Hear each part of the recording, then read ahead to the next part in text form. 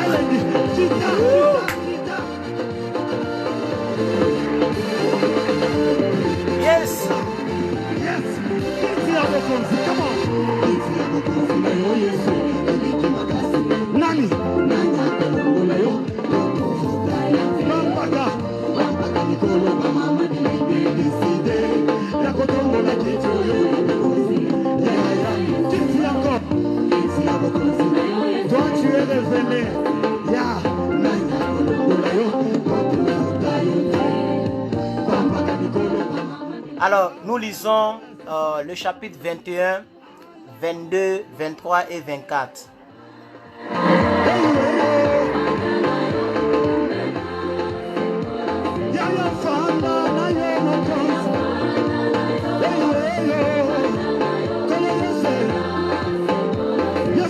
Donnez-moi un petit temps, j'arrive.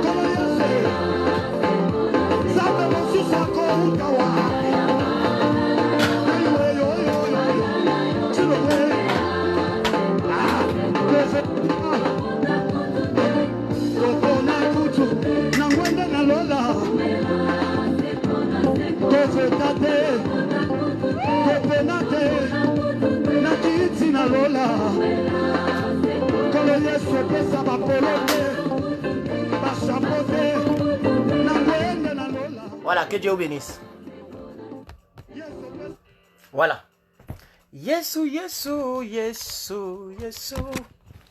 Yesu, Yesu, Yesu, Yesu. Alors, nous lisons la parole de Dieu dans le livre de Deutéronome, chapitre 21, 22, 23 et 24.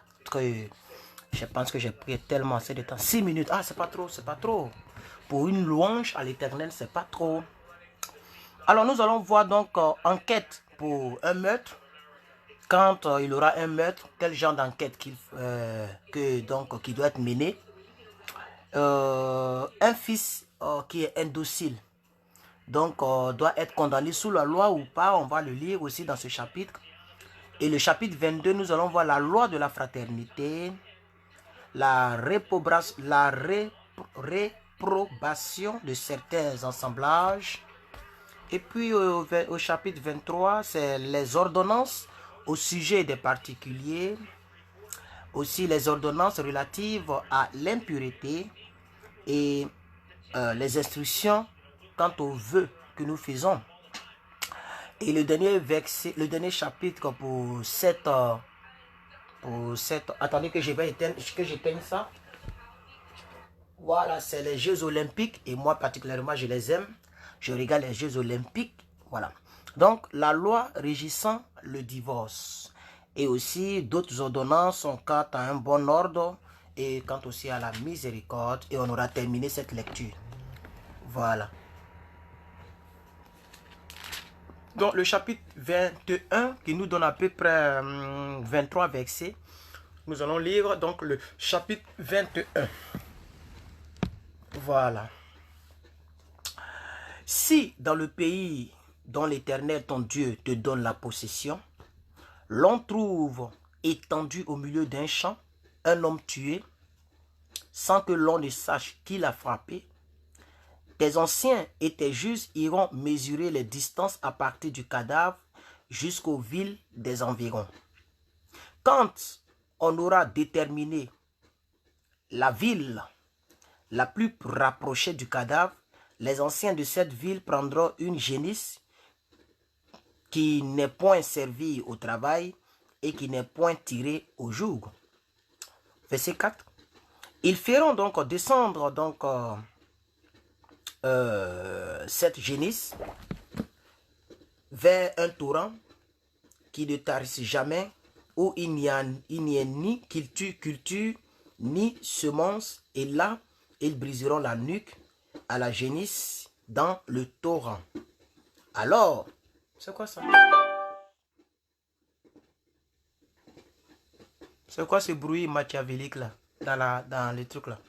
Bref, c'est... Ok. Verset 5. Alors s'approcheront les sacrificateurs, fils des Lévi, car l'Éternel ton Dieu les a choisis pour qu'ils le servent et qu'ils bénissent au nom de l'Éternel. Et ce sont eux qui doivent prononcer sur toute contestation et sur toute blessure. Tous les anciens de cette ville la plus rapprochée du cadavre laveront leurs mains sur la génisse à laquelle on a brisé la nuque dans le torrent. Et prenant la parole, ils diront: nos mains n'ont point répandu ce sang, et nos yeux ne l'ont point vu répandre. Pardonne à ton peuple, ô Éternel, que tu as racheté, n'impute pas le sang innocent à ton peuple d'Israël, et ce sang ne lui sera point imputé. Ainsi tu dois faire disparaître du milieu de toi toute effusion de sang innocente, en faisant ce qui est droit aux yeux de l'Éternel. Donc, voilà, lorsque ce sont les enquêtes au temps de Moïse, lorsqu'il y a un cadavre qui est découvert quelque part et qu'on ne sait pas qui l'a tué, alors on prend des mesures de ce cadavre-là par rapport aux villes environnantes. On mesure toutes les villes et la ville qui est la plus proche du cadavre retrouvé dans le champ, ok, on appelle les sacrificateurs et puis on prend quelque chose qu'on tape la nuque à un torrent, et c'est-à-dire c'est des pratiques pour pouvoir faire pardonner donc la personne qui a fait cela, ou pour ne pas que le péché là, le sang là puisse crier contre cette ville proche. Parce que quelqu'un qui est par exemple à Washington, ok, et avant il n'y avait pas des avions, il n'y avait pas la technologie, on pouvait faire du mal à quelqu'un à distance, il n'y avait pas des drones, tout ça. Donc lorsque quelqu'un est décédé ici en Californie, ça ne peut pas être quelqu'un qui vit en France. Non, c'est pas possible. Il faut que la ville là soit environnante. Si par exemple Californie c'est un gros champ et que quelqu'un meurt en Californie, on ne peut pas quand même dire que c'est quelqu'un qui vit aux États-Unis, en France, à Paris, là-bas, qui l'a fait, puisqu'il n'y avait même pas des avions. Donc voici comment se faisaient les enquêtes au temps ancien, au temps de Moïse. On prenait des mesures, on voit quelle est la ville la plus proche, et par rapport à ça, on fait maintenant dans je ne vais pas dire des incantations, mais la Bible dit que voilà, on faisait disparaître cette effusion de sang au milieu du peuple innocent, parce que il fallait donc racheter ce sang innocent là de cette personne en faisant certaines pratiques que nous venons de lire. Voilà, donc voilà ce que le verset 4 le dit. On dit: ils feront descendre cette génisse vers un torrent qui ne tarisse jamais, Un Torah, c'est comme un marigot, si vous voulez, où il n'y a ni culture, ni sémence. Et là, ils briseront la nuque de la génisse dans le Torah. C'est cette pratique-là qu'il faut faire pour que Dieu puisse pardonner à cette personne ou à cette femme qui a fait cela. Donnez-moi un peu de temps, je vais fermer ça. Je vais fermer. Comme ma fenêtre, c'est vitré. Tout est vite là, donc si tu ne fermes pas ça, les gens de dehors peuvent regarder à l'intérieur. Nous sommes au verset 10, les amis. Alors, au verset 10, c'est les ordonnances qui touchent à la vie privée. Voilà, là, nous lisons un peu les ordonnances qui touchent à la vie privée. Je sens que l'année prochaine, là, ça s'est gâté. Parce que je vais tout faire pour avoir un dispositif pas possible pour prêcher l'évangile. Mais pour le moment, j'observe. Je vois un peu la toile, j'observe. Et puis, on est là. Mais on va toucher le monde. Et puis, toutes les vidéos seront sponsorisées. Je salue ici Madame, comment elle s'appelle? Elle vit ici aux États-Unis, qui a sponsorisé mes 2-3 vidéos.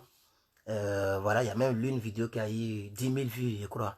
Voilà, on va sponsoriser tout le message de Dieu. Voilà, on va cibler des coins pour que le message arrive en Chine.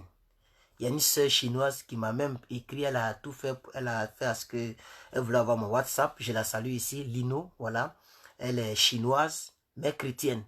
Voilà, elle est chrétienne, mais elle est chinoise. Il faut que le message arrive très loin, très loin, les frères. On va le faire l'année prochaine. Pour l'heure, on va lire un peu la Bible pour essayer de nous familiariser, nous rappeler de certaines choses. Voilà, parce que quand tu prêches, il faut être sûr de ce que tu fais. Voilà. Très important. Désolé, hein, je vais analyser certaines choses ici, là.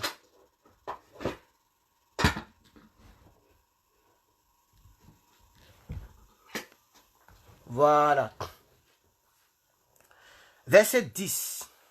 Lorsque tu iras à la guerre contre tes ennemis, je n'aime pas tous les trucs électriques là. Ils ont des bruits bizarres. Lorsque tu iras à la guerre contre tes ennemis, si l'Éternel les livre entre tes mains et que tu leur fasses des prisonniers, peut-être verras-tu parmi les captifs ou les captives une femme belle de figure. Et auras-tu le désir de la prendre pour épouse? Alors tu l'amèneras dans l'intérieur de ta maison. Elle se rasera la tête et se fera les ongles.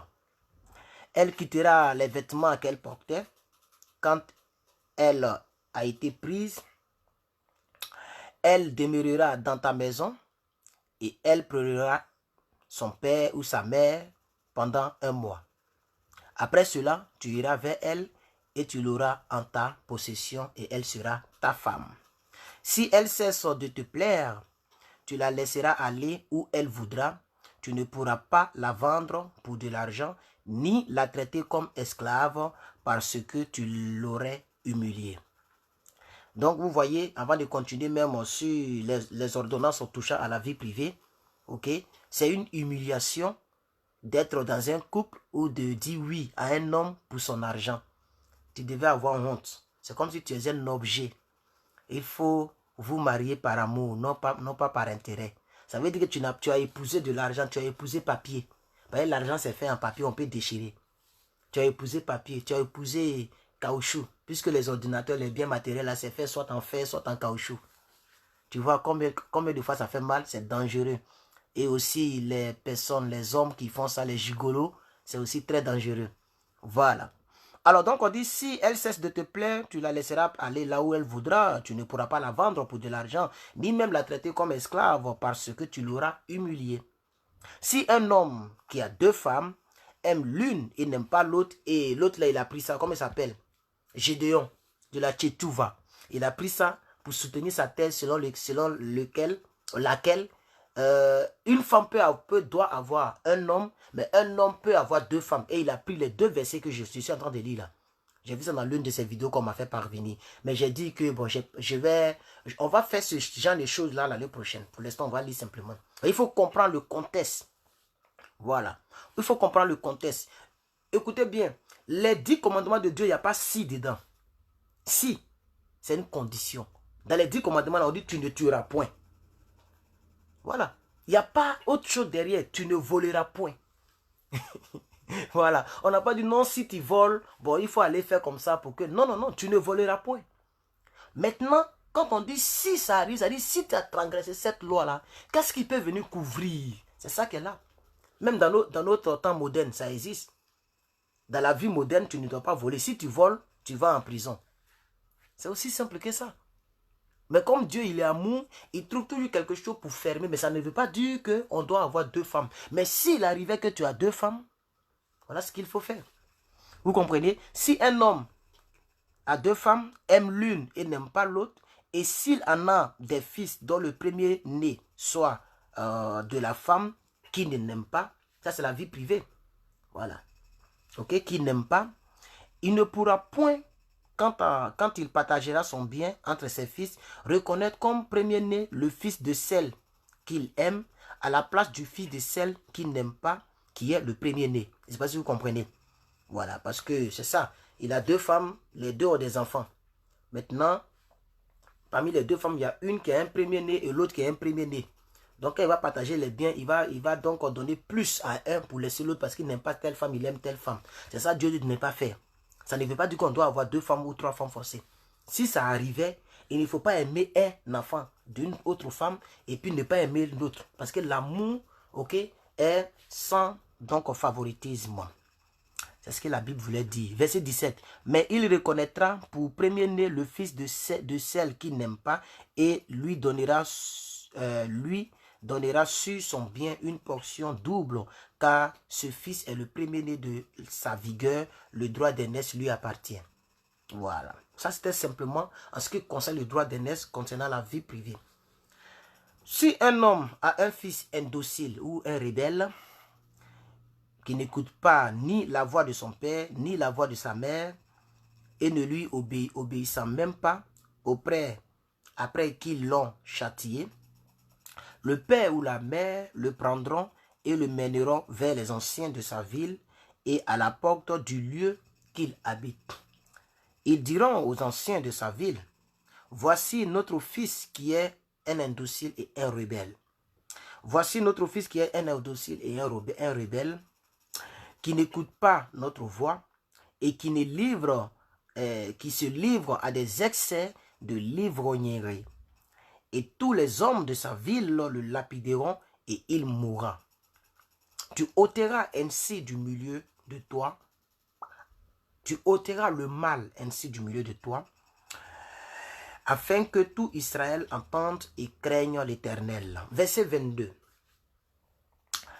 Et si l'on fait mourir un homme qui a commis un crime digne de mort et que tu l'aies pendu à un bois, son cadavre ne passera point la nuit sur le bois, mais tu l'enterreras le jour même, car celui qui est pendu à un objet de malédiction auprès de Dieu,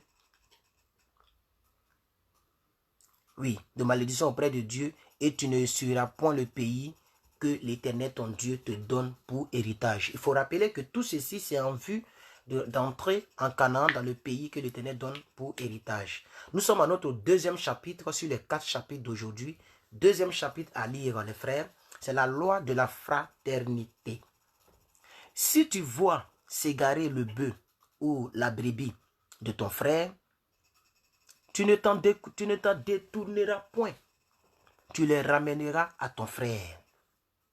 C'est pourquoi nous, dans notre village, je ne sais pas votre culture, mais nous, dans notre village, en Afrique, au pays, au village, l'enfant de ton voisin est ton enfant. Tu peux même le frapper sans l'autorisation de son père ou de sa mère, s'il déconne. Tu le corriges et maintenant tu le prends, tes mains, comme ça, sous ses oreilles, avec tes mains ses oreilles dans tes mains, et tu l'envoies chez son père. Et puis le papa est d'accord. Lui-même, il appuie dessus encore. Mais ici, en Occident ou en Europe, il faut toucher l'enfant des gens. Donc l'Afrique est vraiment le berceau de l'humanité. Nos villageois n'ont pas lu la Bible pour pratiquer ça.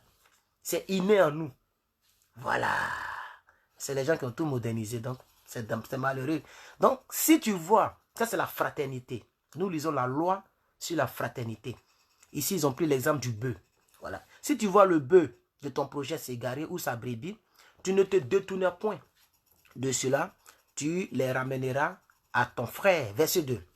Si ton frère n'habite pas près de toi et que tu ne le connaisses pas, tu recueilleras l'animal dans ta maison et il restera chez toi jusqu'à ce que ton frère le réclame et alors tu lui rendras l'animal. Verset 3. Tu feras de même pour son âne, tu feras de même pour son vêtement, tu feras de même pour tout objet qu'il aurait perdu et que tu trouverais, tu ne devras point t'en détourner. Si tu vois l'âne de ton frère, et quand on dit frère, ce n'est pas frère maternel. C'est pourquoi plutôt ils ont dit, même si tu ne connais pas ce dernier-là, alors on ne peut pas dire qu'on ne peut pas connaître son frère. Donc ici, c'est une figure de style. Comme on dit partout, mon frère, voilà, c'est comme ça.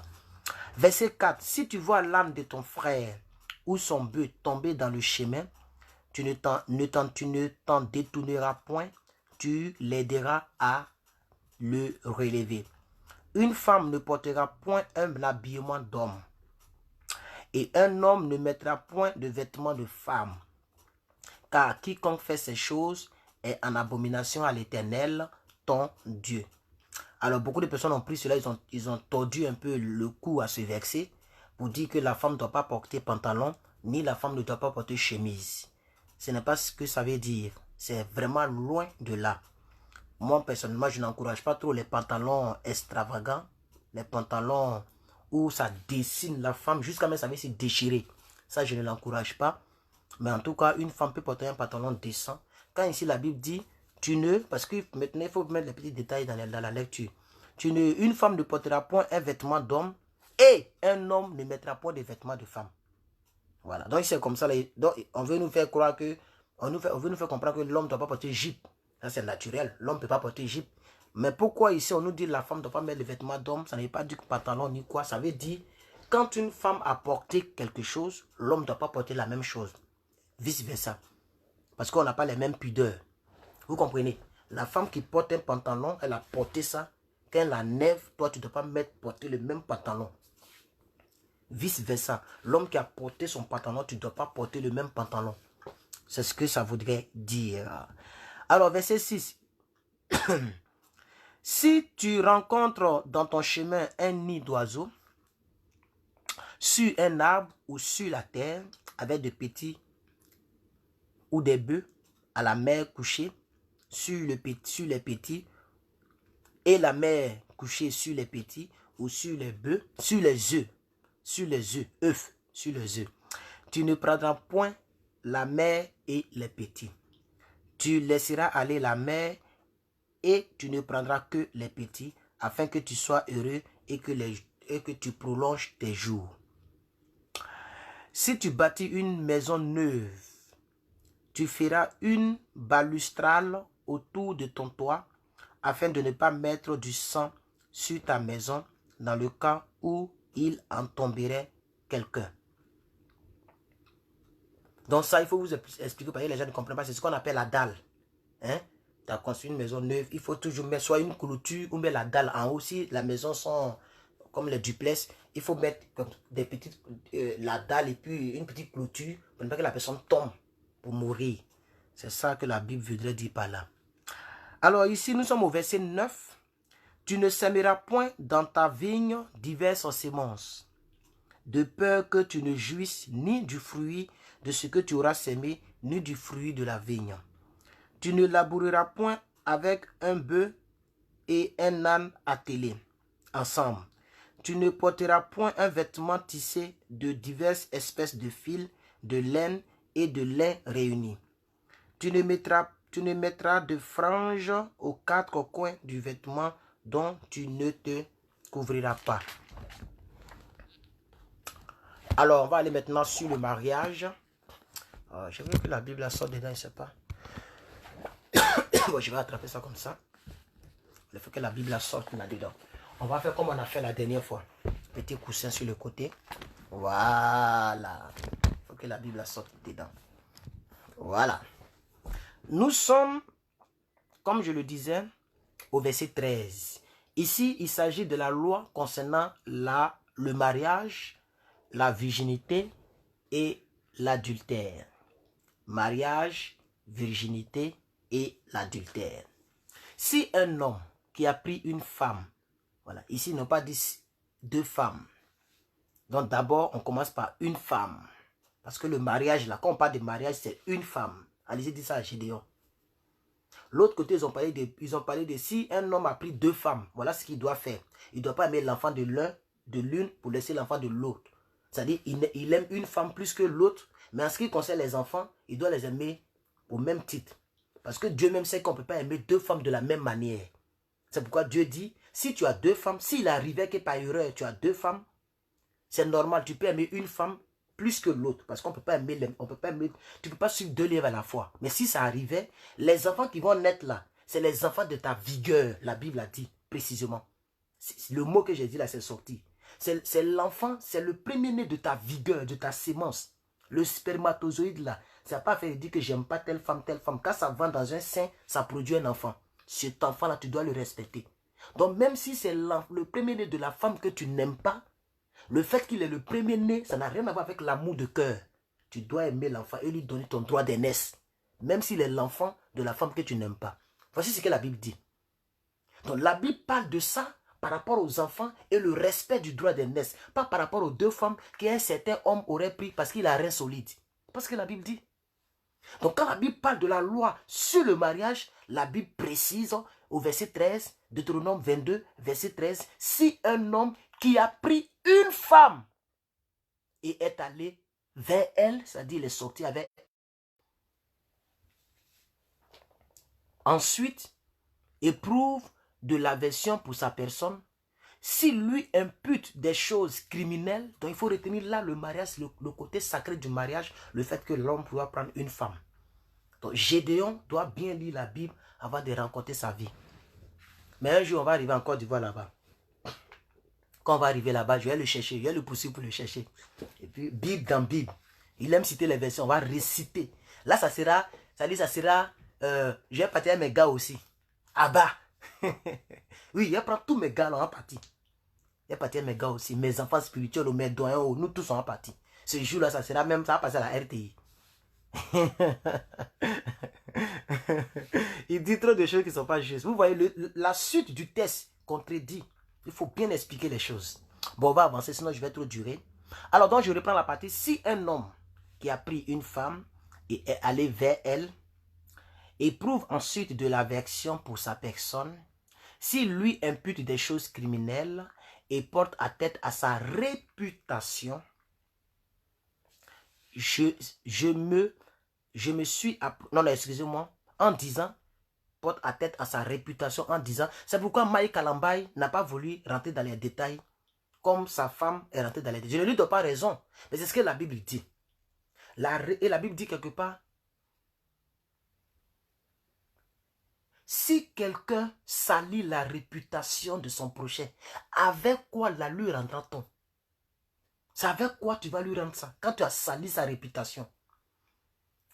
Et moi je dis dans les photos qu'elle aurait prises, qu'elle a postées sur son Instagram, elle est ici aux États-Unis, sa femme, là, il paraît qu'elle est ici. Elle a posté photo. Pourquoi lorsqu'elle prenait photo, elle n'a pas montré son visage? Parce que ça peut être photo de n'importe qui. Pourquoi elle n'a pas montré son visage? Pourquoi on sent que c'est elle qui est là? On peut faire même une vidéo. Là, il n'y a pas mensonge. Parce que si elle a pris les photos là, c'est parce qu'elle voulait le dénigrer plus tard. Elle avait un projet de mettre le mauvais comportement agressif animal de son mari un jour dehors. Donc c'était une pièce en conviction qu'elle voulait mettre. Mais il fallait que la pièce en conviction soit sans il faut que ça soit clair. Tu prends, tu fais selfie, tu dis mais voici, je suis la femme de Maï Kalambaï, voici mon visage, regardez mon corps. Mais une photo où on ne voit même pas le visage de la personne. Donc vous voyez un peu, je ne rentre pas dans ces trucs-là, mais Maï Kalambaï a fait une réponse de quelques minutes que j'ai postée sur ma page. Il a dit, quelqu'un à qui tu as dit je t'aime, que tu as aimé, tu ne peux pas salir cette personne. Donc loin de moi l'idée de vouloir la salir, de vouloir dire elle est comme ci, elle est comme ça. Et il a demandé pardon aux femmes et aux personnes qui auront été choquées par sa situation. Et il a coupé sa vidéo. C'est ce que la Bible dit. La réputation dans le mariage, c'est très important. Ne mettez jamais le cuir de ton mari ou de ta femme dehors. C'est pas ce que la Bible dit. Quel que soit ce qu'il aurait fait. Parce que vous êtes un. en mettant son cul dehors, tu mets ton cul dehors. Mais c'est pas pour ça que les maris doivent aussi boxer les femmes dans les foyers. Donc on ne donne réponse, on ne donne raison à personne. Personnellement, je ne donne raison et tort à personne. Seul Dieu connaît la vérité sur cette histoire de Maï Kanamba et son épouse. Mais si j'étais à la place de madame, j'aurais fait comme le monsieur a fait. Voilà, j'aurais fait comme le monsieur a fait. Mais qu'est-ce qui prouve aussi que le monsieur a raison ou tort? C'est ça aussi. Donc, tout est entre les mains de Dieu. Alors, mon riz est cuit, ma sauce est cuite. On va finir, on va vite faire la lecture et puis on va passer à table. Ça, c'est aussi très important aussi. Voilà, surtout quand tu es célibataire, ok? Dans l'affaire de Saint-Valentin, il faut bien manger. Donc aujourd'hui, c'est la sauce au carpe. Les vrais poissons. Où vous voulez que je vous montre ça? Non, non, non. Ici, un bishop. Un bishop ne montre pas comme ça les choses. Ça, c'est les choses dans le spirituel. Alléluia. Vous comprenez? Donc, je reprends maintenant toute la partie concernant le mariage, la virginité, l'adultère. Et ça, c'est dans l'Ancien Testament. Hein. Ancien Testament, on parle de œil pour œil, dent pour dent. Quand on vient dans le mariage, on dit de ne pas mettre la réputation de quelqu'un dehors. Quand on rentre dans le mariage, il n'y a plus œil pour œil là-bas. Ça montre le côté sacré du mariage. Désolé, j'ai eu un problème de connexion. Mais dites-moi si vous me recevez maintenant. Dites-moi si vous me recevez. Aujourd'hui, la lecture sera longue parce que je prends mon temps. Pendant que je lis, j'explique maintenant. Et ça sera comme ça pour toujours. On va bien expliquer les choses maintenant. Voilà, c'est comme une prédication en même temps. Donc vous comprenez un peu. C'est dans le même Deutéronome là que la Bible dit œil pour œil, dent pour dent. Mais quand on rentre dans le mariage, on ne parle plus de ça. Vous comprenez? Si un homme qui a pris une femme était allé vers elle, éprouve ensuite de l'aversion pour sa personne, s'il lui impute des choses criminelles, on dit des choses criminelles, et porte atteinte à sa réputation en disant « J'ai pris cette femme, je me suis approché d'elle et je ne l'ai pas trouvée vierge. » Voilà. Parce que le côté sacré d'une femme, c'est sa virginité. Voilà. C'est ça son côté sacré. Quand ça là, c'est gâté. Et avant, toutes les filles devraient être vierges. C'est à vérifier maintenant. Alors, le père et la mère de la jeune femme prendront les signes de la virginité et les produiront devant les anciens de la ville à la porte. Le père de la jeune femme dira aux anciens, « J'ai donné ma fille en mariage à cet homme et il a pris en aversion. » Il lui impute donc des choses criminelles en disant, « Je ne l'ai point trouvée vierge. » Donc avant, une fille qui n'est pas vierge, c'est égal à la criminalité. Verset 18. Les anciens de la ville saisiront alors cet homme et le châtieront. Mais tu ne dois pas mentir sur un enfant déjà comme ça. Et parce qu'il a porté atteinte à la réputation, c'est-à-dire que ça soit vrai ou pas, parce qu'il a porté atteinte à la réputation, c'est l'homme là qui va châtier. C'est trop profond, il faut que je lise simplement, sinon on ne va pas quitter ici. Alors, et parce qu'il aura porté atteinte à sa réputation d'une vierge d'Israël, ils le condamneront à une amende de 100 cycles d'argent qu'ils donneront au père de la jeune fille. Elle restera sa femme et il ne pourra pas la renvoyer tant qu'il vivra. Mais si le fait est vrai, si la jeune femme ne s'est point trouvée vierge, là il y a un problème, hein? On fera sortir la jeune femme à l'entrée de la maison de son père, elle sera lapidée. Yeah! La loi d'avant, là, c'est pas amusement. Hein? Elle sera lapidée par des gens de la ville, elle mourra parce qu'elle a commis une infamie en Israël en se prostituant dans la maison de son père. Tant que tu vis sur le toit de ton père, tu ne dois pas ouvrir tes cuisses à quelqu'un. C'est un crime au temps de Moïse. Mais maintenant, la grâce de Dieu est disponible au travers de Jésus-Christ. Même si tu as fait ça, tu es né de nouveau. C'est comme si tu n'avais jamais fait ça. Ça aussi, c'est bon. Donc, mais je disais que on fera sortir la jeune femme de l'entrée de la maison de son père. Elle sera lapidée par les gens de la ville et elle mourra parce qu'elle a commis une infamie en Israël en se prostituant étant dans la maison de son père. Tu ôteras ainsi le mal du milieu de toi, peuple d'Israël. Verset 22. Si l'on trouve un homme couché avec une femme mariée, ils mourront tous deux. Ça, c'est ça qu'on appelle l'adultère. Les deux doivent mourir. Hein? C'est pourquoi il a toujours dit que moi, si je suis président, l'adultère doit être puni.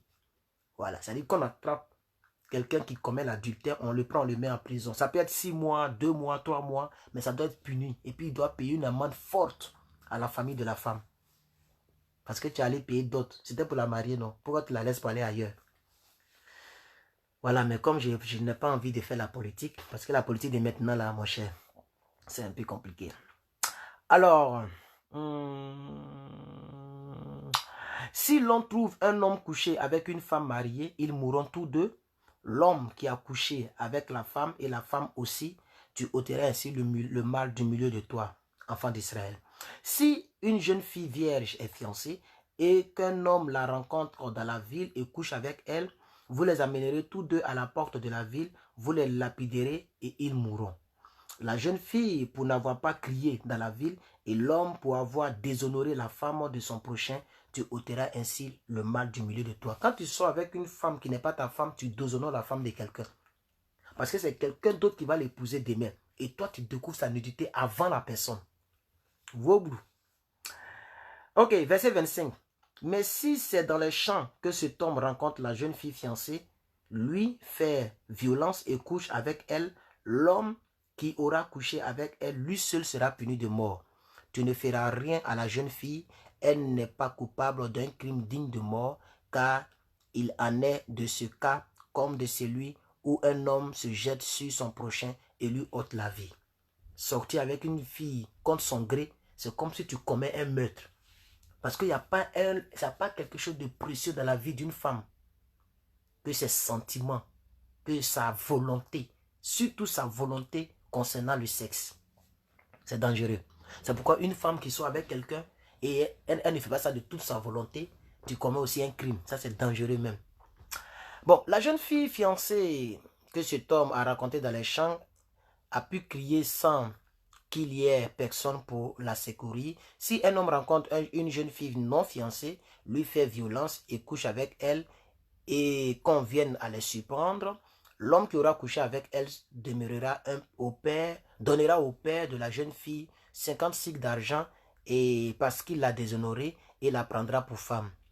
Il ne pourra pas la renvoyer tant qu'il vivra. Nul ne peut prendre la femme de son prochain et soulèvera la couverture de son père. Nul ne peut prendre la femme de son père et ne soulèvera la couverture de son père. J'espère que vous comprenez ça. Tu ne dois pas sortir avec la femme de ton père, c'est ce que ça veut dire. Voilà. Là où ton père mange, tu ne dois pas aller mettre un doigt là-bas. Alors, verset 23, avant-dernier chapitre 23, avant-dernier chapitre, aujourd'hui j'ai beaucoup traîné, j'ai beaucoup parlé, mais ce n'est pas grave. On va lire donc les ordonnances au sujet de cas particuliers. Celui dont les testicules ont été écrasés ou l'urètre coupé n'entrera point dans l'assemblée de l'Éternel. Celui qui est issu d'une famille, d'une union illicite n'entrera point dans l'assemblée de l'Éternel, même sa 10e génération n'entrera point dans l'assemblée de l'Éternel. L'Ammonite et le Moabite n'entreront point dans l'assemblée de l'Éternel, même à la 10e génération et même à perpétuité, parce qu'ils ne sont pas venus au devant de vous avec du pain et de l'eau sur le chemin lors de votre sortie d'Égypte, et parce qu'ils ont fait venir contre toi à prix d'argent Balaam, vous vous rappelez de Balaam, Balaam, fils de Péor, de Pétor et de Mésopotamie, pour qu'ils te maudissent. Mais l'Éternel ton Dieu n'a point voulu bien écouter Balaam, et l'Éternel ton Dieu a changé pour toi la malédiction en bénédiction, parce que tu es aimé de l'Éternel ton Dieu. Tu n'auras souci ni de la prospérité, ni de leur bien-être, tant que tu vivras à perpétuité. Tu n'auras point en abomination l'Édomite, car il est ton frère. Tu n'auras point en abomination l'Égyptien, car tu as été étranger dans son pays. Le fils de leur naîtront à la 3e génération, entreront dans l'assemblée de l'Éternel. Même si tu vis, regardez bien le verset, tu n'auras point en abomination l'Égyptien, car tu as été étranger dans son pays. Malgré que l'Égyptien a maltraité le peuple d'Israël, Dieu dit, l'Égyptien ne doit pas être ton ennemi, parce que tu as été esclave dans son pays. tu as été étranger dans son pays, quelles que soient les personnes chez qui vous avez une fois vécu, et que ces personnes vous ont maltraité, vous ont fait du tort, c'est pas grave, ne les prenez jamais pour ennemis. Alors, au verset 9, nous finissons au verset 25 pour ce chapitre et on va attaquer le dernier chapitre et c'est terminé. Demain, on fera 2 lectures parce que je ne peux pas faire les 2 lectures d'aujourd'hui. On va faire une lecture et demain, on fera la lecture d'aujourd'hui et la lecture de demain et on sera à jour. Parce qu'il est déjà tard et je dois manger et me reposer. Lorsque tu camperas contre tes ennemis, garde-toi de toutes choses mauvaises. S'il y a chez toi un homme qui ne soit pas pur par suite d'un accident nocturne, il sortira du camp et n'entrera point dans le camp. Sur le soir, il se lavera dans l'eau et après le coucher du soleil, il pourra rentrer au camp plutôt. Tu auras un lieu hors du camp et c'est là dehors que tu iras. Là, nous sommes en train de voir les ordonnances relatives à l'impureté. Tu auras parmi ton bagage un instrument dont tu te serviras pour faire un creux et recouvrir tes excréments. Voilà. Quand tu voudras aller dehors, c'est-à-dire quand tu veux faire caca, ok, dans le camp là, faut pas faire ça en l'air libre. Tu creuses, tu fais et puis tu fermes. Car l'Éternel, ton Dieu, marche au milieu de ton camp pour te protéger et pour livrer tes ennemis devant de toi. Ton cas devra être saint. Aussi simple que ça. Afin que l'Éternel ne voit pas chez toi ni rien d'impur qui ne se détourne point de toi. Mais ça, c'est une figure de style. Ça va un peu plus loin que les excréments, mais on ne va pas trop détailler. Verset 15. Tu ne livreras point à son maître un esclave qui se réfugie chez toi après l'avoir quitté. Il demeurera chez toi, au milieu de toi, dans le lieu qu'il choisira, dans l'une de tes villes, où bon lui semblera, tu ne l'opprimeras point. Il n'y aura aucune prostituée parmi les enfants d'Israël, et il n'y aura aucun prostitué parmi les fils d'Israël. Tu n'apporteras point. Donc les gens qui pensent que la prostitution là c'est pour les femmes seulement, la Bible est en train de démentir ça ici clairement. La prostitution ce n'est pas seulement pour les femmes. C'est écrit clair. Commencez à noter ça quelque part. Deutéronome chapitre 23 verset 17.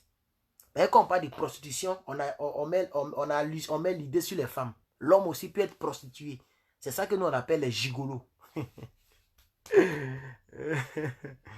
Donc, il n'y aura aucune prostituée parmi les filles d'Israël et il n'y aura aussi aucun prostitué parmi les fils d'Israël. Tu n'apporteras point dans la maison de l'Éternel ton Dieu le salaire d'une prostituée, ni le prix d'un chien pour l'accomplissement d'un vœu quelconque, car l'un et l'autre sont en abomination à l'Éternel ton Dieu. Tu n'exigeras de ton frère aucun intérêt ni pour l'argent, ni pour des vivres, ni pour rien de ce qui se prête à intérêt. Tu pourras tirer un intérêt de l'Éternel, de l'étranger, mais tu n'en tireras point de ton frère, afin que l'Éternel, ton Dieu, te bénisse dans tout ce que tu entreprendras au pays où tu vas entrer en possession. Voilà, donc ton frère de sang, tu ne dois pas lui faire quelque chose par intérêt. Non, rien ne doit se faire entre ton frère ou ta soeur par intérêt. Ça, c'est malsain. Ton frère, voilà, ton frère, tu fais les choses par intérêt. Ça, c'est malsain. Mais à l'étranger, c'est-à-dire ton voisin ou bien, ça, c'est un étranger, il n'est pas de ta maison. Il n'est pas de la maison d'Israël. Il ne confesse pas la même foi que toi. Lui, il est bouddhiste, il est musulman, ou bien il est kamikaze, ou bien il est de l'État islamique, tout ça. Là, vous pouvez faire du business. Tu dois entendre l'intérêt dans vos trucs. Mais ton frère, c'est malsain d'avoir de l'intérêt contre ton propre frère. Et votre frère, c'est plus que vainqueur. Moi, mon frère, c'est vous. Parce que nous sommes de la famille d'Israël. Alors, on va terminer ce chapitre-là. Là, maintenant, c'est les instructions concernant le vœu. Le vœu.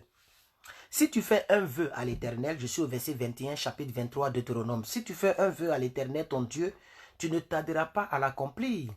Car l'Éternel, ton Dieu, t'en demandera compte et il te chargera donc d'un péché. Combien de personnes m'ont fait des vœux au nom de l'Éternel, mais qui n'ont pas fait cela, que Dieu les pardonne. Si tu t'abstiens tu t'abstiens de faire un vœu, tu ne commettras aucun péché. Mais si tu tu observeras et tu accompliras ce qui sortira de tes lèvres. Par conséquent, les vœux que tu auras fait volontairement à Dieu de ta bouche, que ta bouche aura prononcé. Si tu entres dans la vigne de ton prochain, tu pourras à ton gré manger des raisins et t'en rassasier, mais tu n'en mettras point dans ton vase. Si tu entres dans les blés, c'est comme à McDonald's. McDonald's, tous les employés peuvent manger là. Mais pour dire que tu vas faire emporter, ça c'est nada. C'est la même chose. Si tu entres dans les blés de ton prochain, tu pourras cueillir des épis avec la main, mais tu n'agiteras point la fossile sur les blés de ton prochain. Dernier chapitre, s'il vous plaît. C'est pas assez long, on va le lire rapidement. C'est pas long, c'est seulement 22 versets. Dernier chapitre. Le dernier chapitre nous parle de la loi régissant le divorce, aussi d'autres ordonnances pour un bon ordre et aussi pour la miséricorde. Et aussi, on verra aussi quoi encore. Je pense que c'est tout pour le chapitre 25. Allons-y pour la loi qui parle du divorce.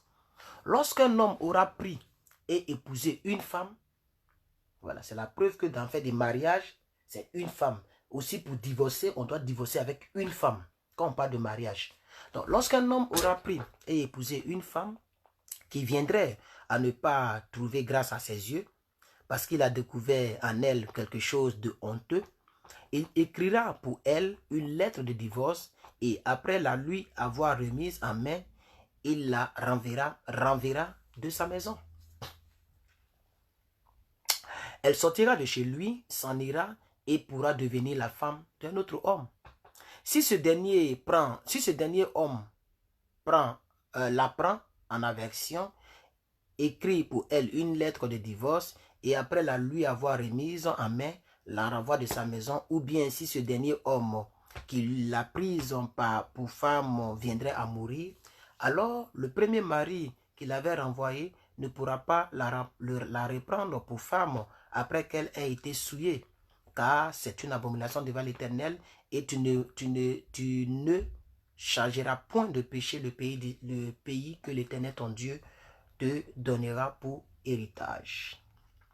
Lorsqu'un homme sera nouvellement marié, il n'ira point à l'armée et on ne lui imposera aucune charge. Il sera exempté pour raison de famille pendant 1 an et il jouira ainsi.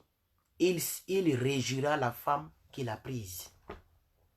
On ne prendra point pour gage les 2 meules, ni la meule de dessus, car ce serait prendre pour gage la même vie, excusez-moi, la vie même. Si l'on trouve un homme qui ait dérobé l'un de ses frères, l'un des enfants d'Israël, et qui en ait fait son esclave, ou qui l'ait vendu, ce voleur sera puni de mort. Tu ôteras ainsi le mal du milieu de toi.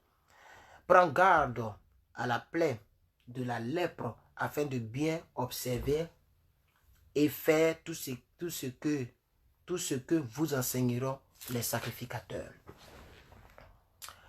Les Lévites, vous aurez soin d'agir après les ordres que je leur donnerai. Souviens-toi de ce que l'Éternel ton Dieu fit à Marie pendant la route hors de votre sortie d'Égypte. Si tu fais à ton prochain un prêt quelconque, tu n'entreras point dans sa maison pour te saisir de son gage. Tu resteras dehors et celui à qui tu as fait le prêt t'apportera le gage dehors. Si cet homme est pauvre, tu ne te coucheras point en retenant son gage. Tu le lui rendras au coucher du soleil afin qu'il couche dans son vêtement et qu'il te bénisse. Et cela te sera imputé à justice devant l'Éternel ton Dieu. Tu n'opprimeras point le mercenaire, le pauvre ou l'indigent, qu'il soit l'un de tes frères ou l'un de tes étrangers demeurant dans ton pays, dans tes portes. Verset 15. Tu lui donneras le salaire de sa journée avant le coucher du soleil, car il est pauvre et il lui tarde de le recevoir. Sans cela, Il crierait donc à l'Éternel contre toi et tu te chargeras ainsi d'un péché. On ne fera point mourir les pères pour les enfants et l'on ne fera point mourir les enfants pour les pères. On fera mourir chacun pour son péché. Tu ne porteras point atteinte aux droits de l'étranger et de l'orphelin. Tu ne prendras point en gage le vêtement de la veuve. Tu ne te souviendras que tu as été esclave en Égypte et que l'Éternel ton Dieu t'a racheté. C'est pourquoi je te donne ces commandements à mettre en pratique. Quand tu moissonneras ton champ et que tu auras oublié une gerbe dans le champ, tu ne retourneras point le prendre. Elle sera pour l'étranger, pour l'orphelin ou pour la veuve, afin que l'Éternel ton Dieu te bénisse dans tout le travail que tu fais. Quand tu secoueras, et ici, dans notre culture, ça se fait, hein, ça se fait, là où je suis né, quand tu manges que la viande tombe, quelque chose tombe, il ne faut pas ramasser pour essayer pour manger. Il faut laisser ça comme ça. C'est pour les ancêtres. Les gens ont des choses. Hein. Quand tu secoueras tes oliviers, restés aux branches, ils seront pour l'étranger, pour l'orphelin ou pour la veuve. Quand tu vendangeras ta vigne, tu ne cueilleras point ensuite les grappes qui y seront restées. Elles seront pour l'étranger, pour l'orphelin ou pour la veuve. Tu te souviendras que tu as été esclave, dans le pays d'Égypte. C'est pourquoi je te donne ces commandements à mettre en pratique. Parole du Seigneur. Alors demain, le rendez-vous est pris pour le chapitre 25, 26, 27 et 28. Et ensuite, pour les 4 autres, parce que demain, on a 2 lectures à faire. Que Dieu vous bénisse et que sa grâce soit avec vous. Portez-vous bien et je vous donne rendez-vous à demain pour une nouvelle lecture. Bye bye.